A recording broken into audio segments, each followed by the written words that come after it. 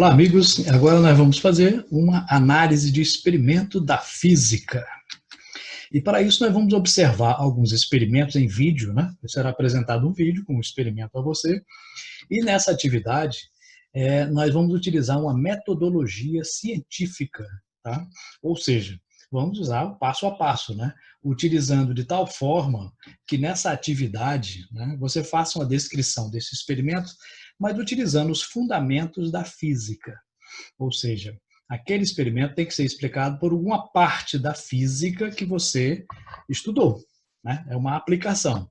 Então, observe bem o experimento, veja os detalhes que ele tem e utilize para isso a sua física para explicar. Só que depois do vídeo vem uma explicação como fazer isto formalmente, né? Como introduzir um procedimento científico e como registrá-lo para entregar ao seu professor, ok?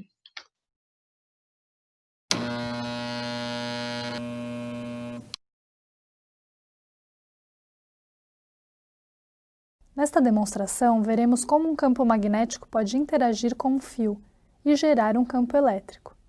Para isso, usaremos um ímã permanente, fios de ligação, um galvanômetro que move um ponteiro de acordo com a passagem de corrente elétrica e um aro feito com cerca de 50 espiras de fio de cobre esmaltado e recoberto com massa epóxi. Começaremos o experimento ligando o galvanômetro nos terminais do aro ou da bobina formada pelas espiras.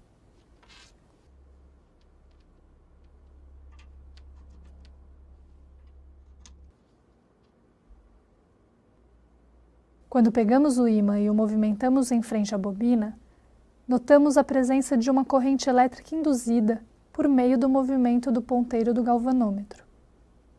Este é um dos efeitos mais importantes do eletromagnetismo descoberto por Faraday. A variação do fluxo de um campo magnético induz um campo elétrico num fio condutor, fazendo surgir uma corrente elétrica. Desta forma, pode-se transformar energia mecânica em energia elétrica, que é o princípio básico dos geradores eletromagnéticos presentes nas grandes usinas hidroelétricas, termoelétricas, eólicas, entre outras. É importante notar que só haverá indução de um campo elétrico se houver variação do fluxo do campo magnético que atravessa as espiras do aro. Se mantivermos o ímã parado, não haverá indução de um campo elétrico, como podemos ver no ponteiro estático do galvanômetro. Além disso, quanto mais rápido for o movimento do ímã, mais o ponteiro se mexe ou maior será a indução do campo elétrico.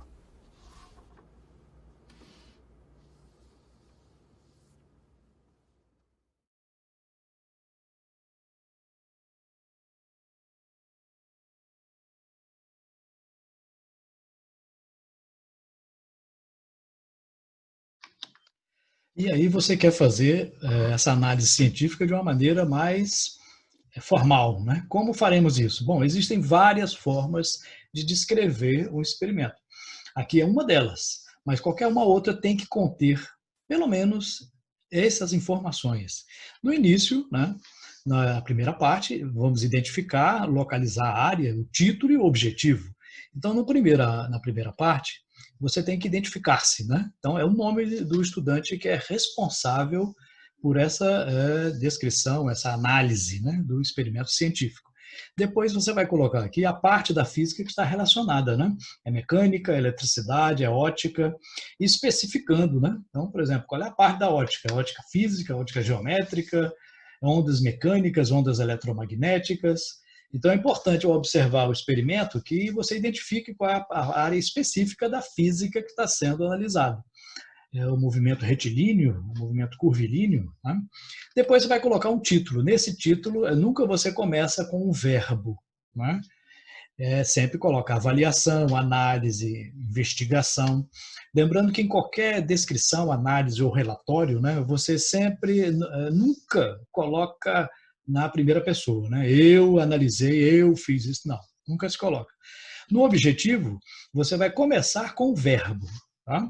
Avaliar, determinar, investigar. Né? Então, título sem verbo, objetivo com verbo.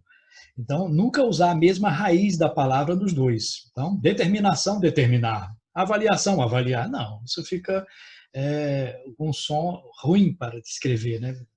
Isso denota pobreza de linguagem, né? Que não se deve ter em um relatório científico, né?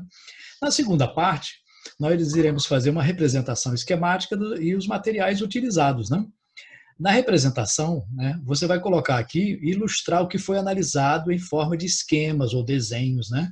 Não precisa ser um desenho artístico, bonito, não, mas um desenho que possa se identificar o que é. Pode ser triângulos, quadrados, círculos, não tem problema. Pode ser figura geométrica, mas que identifique com o nome ou então com uma referência. Você vai visualizar o experimento indicando as partes principais deste experimento. Depois vai colocar os materiais que foram utilizados, né?